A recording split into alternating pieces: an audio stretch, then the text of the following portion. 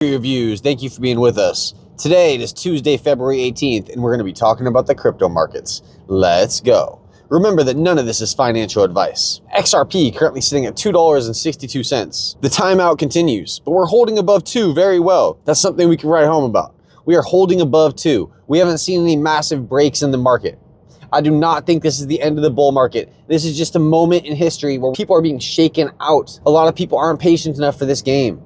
You have to remember that in crypto, it sucks 99% of the time. And only those lucky enough and crazy enough to hold and to believe in something end up getting that insane return. If you end up jumping ship and then buying back in after an initial blast already happened, you missed important gains. If you want to make the most of this bull market, you hold on. Jumping for green candles is how you get wrecked. We had this post from Welshie Outdoors where he says one of the first use cases for XRPL was a faster and cheaper way of moving Bitcoin. If they pulled this off, then you know what would happen to the XRP price. On top of everything else running through the XRPL, we're gonna be running Bitcoin. This is for sure how it goes. So Joel Katz gets in this long conversation about custodians and Bitcoin and the best way to store it and to use it, Lightning Network, and the first use cases for XRP and XRPL being to help move Bitcoin. He says Bitcoin was first. You'd have to be delusional to argue that no later chain had better tech. And yet Bitcoin still holds that #1 spot. It's not clear how important technology is to holding the #1 spot. Maybe good enough is good enough. So an interesting thought from Joel Katz, and I don't think he actually thinks this, but he is speaking out loud here. And he goes, problem is the need for a custodian to control the underlying Bitcoin. If only we had real cheap, fast, decentralized, trustless bridges.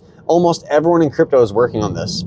And we get Hugo Filion, the creator of FLR, responding to this. He says, Joel Katz, I think the next stage of FLR's development could be interesting to you and the XRPL. One can only hope. Now, I hope that he's talking about F assets. Why can't he just name F assets? Hey, Joel Katz, I think F assets in the next version of it are gonna really help XRPL with DeFi. Bam. But he didn't name F assets, and I think that's strange. Why wouldn't he name his product? Are they gonna rename it? You know, they renamed Layer Cake, or maybe they crashed and burned Layer Cake.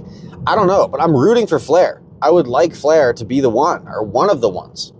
We get this great art from Stahl Stallison. Go check him out, man. If you like art, if you like FLR, go check out Stahl Stallison. He'll sell you some real life prints, okay? And you'll get a little NFT version with it. So you'll get a little NFT version and a real life version to kind of commemorate your time in this bear market and in this bull market, which, you know, if you're looking at FLR, we haven't really had a bull run.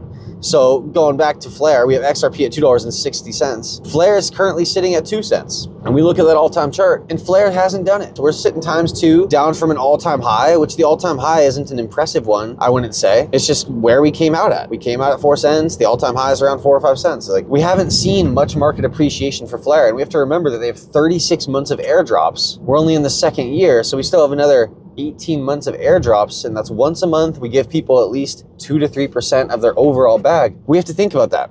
So we're still in the first or second inning of crypto. I mean, you look at financial institutions, you look at SWIFT. How long has SWIFT been going? Since the 1960s? And they're helping a bank system that's been running since the 1600s, right? We're talking about banking systems that are old, antiquated systems. They haven't been updated. Sure, Wells Fargo and Bank of America have a website, but their procedures are still the same ones they've been using. They're still Novostro banks, which are holding large sums of cash in case one of their subsequent banks runs out of money. And then you could take the money to them. And I don't think this is a great way of doing business. You go to a bank and you tell them you need a bunch of money, they're gonna have to make a phone call for you and get that money sent there. And I hope we don't see a bank run. We got a lot of people talking about gold and about how there's, you know, potentially not as much gold as we would hope in Fort Knox. Gala Games sitting at 2.2 cents. Look at this all-time chart. Now this all-time chart reminds me of XRP.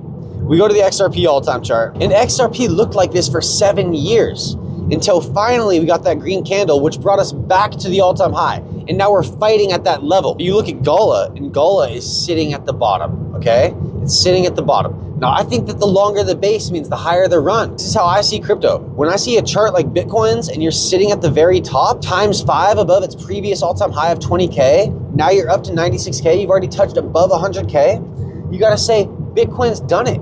It went from 20K down to 3K, and it went from 3K up to 100K.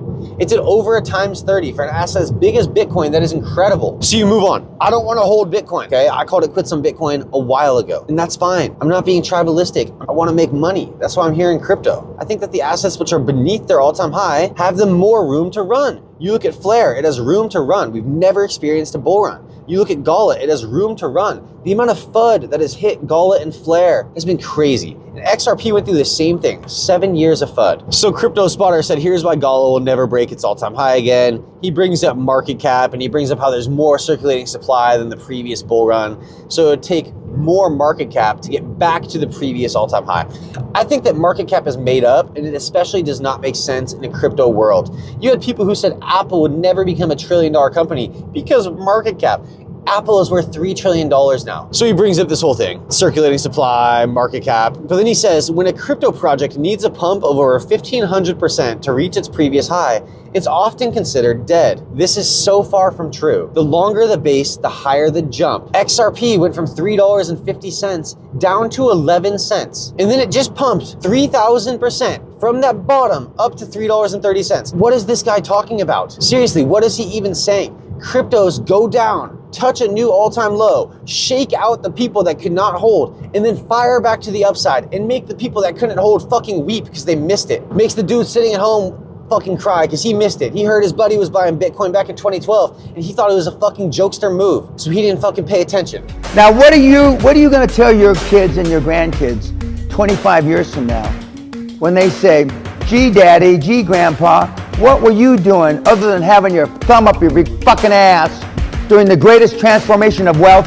in the history of the world? What were you fucking doing? Fuck all, nothing. That's what most of you will tell them. Like Ben Armstrong now. Are you listening now? Do I have your attention now? Do I have your attention now? Do I have it?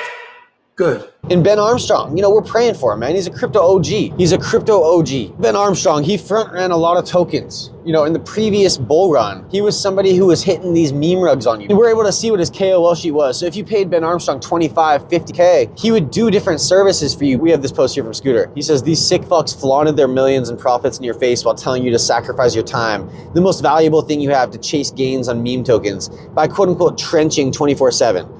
All while they made back-end deals and trade with insider information. They also show links with tools to extract even more money from you and bragged about their clicks by adding groups to their bio. They told you it was a skill issue while they rigged it. You don't hate these guys enough. Now, I'm not saying I hate Ben Armstrong. I'm not saying I hate any KOL influencer who's taking money. We saw what happened with Gala Games. Gala was paying influencers. When the money stopped, the influencers' love turned to their true colors showing, which was that they didn't truly believe in the project. They just wanted money. That sucks. You know, for a while, we heard reports that a lot of the big XRP influencers had stopped believing in XRP and they were just reporting on it still. I'll say this, man. I think that a guy like Blockchain Backer, first of all, you got to get your money in real life. You end up selling all those NFTs. Maybe you hold some of that XRP. But if you made a shit ton of money in XRP NFT sales and you already had a bag of XRP, at some point you have to take some money to the bank and be a real human being. The idea of grandeur and hopium will allow you to stack your bag and allow you to keep going to your crappy job and living your crappy life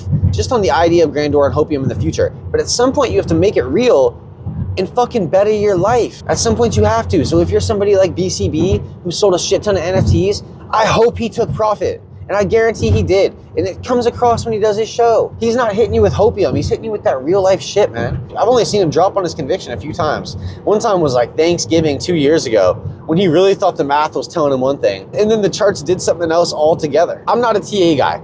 I don't believe in just looking at the charts. I also don't believe in just looking at news. You hear things like SBI's going live, you think that we're fucking set. We have more pain ahead of us. There's always more pain. FLR, Gala, XRP.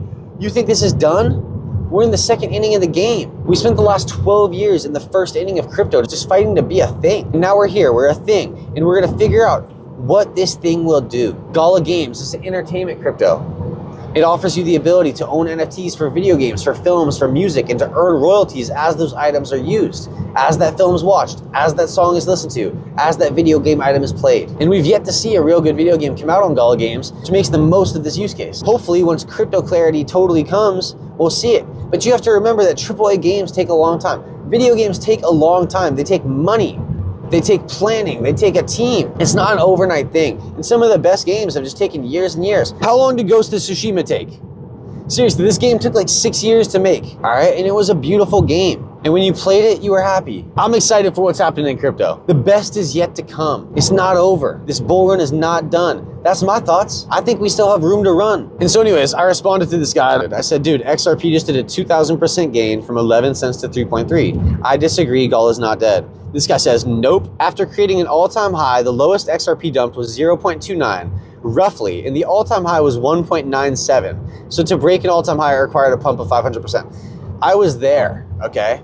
I was there. Summer 2019, we were at 17 cents and we would go to 22 cents the whole summer. On Coinbase, you could buy 22 cent XRP, you could buy 17 cent XRP. We had a one-day wick down to 11 cents. It was the summer of pain. Anyways, life is good, God is good. We're lucky to be here playing crypto. I'm happy to be here playing crypto, man. We could be in a country where the government tells you, no crypto for you. No chance at bettering your life and your financial situation. Better go invest in the 401k and work until you're 69, dog. If it doesn't work out, that's the reality anyways. So you might as well take some risks. You might as well start that business. You might as well buy some crypto. It's riskier to not own some FLR, Gala, and XRP than it is to own it. There's nothing wrong with saying, hey, I'm putting my bucks on XRP.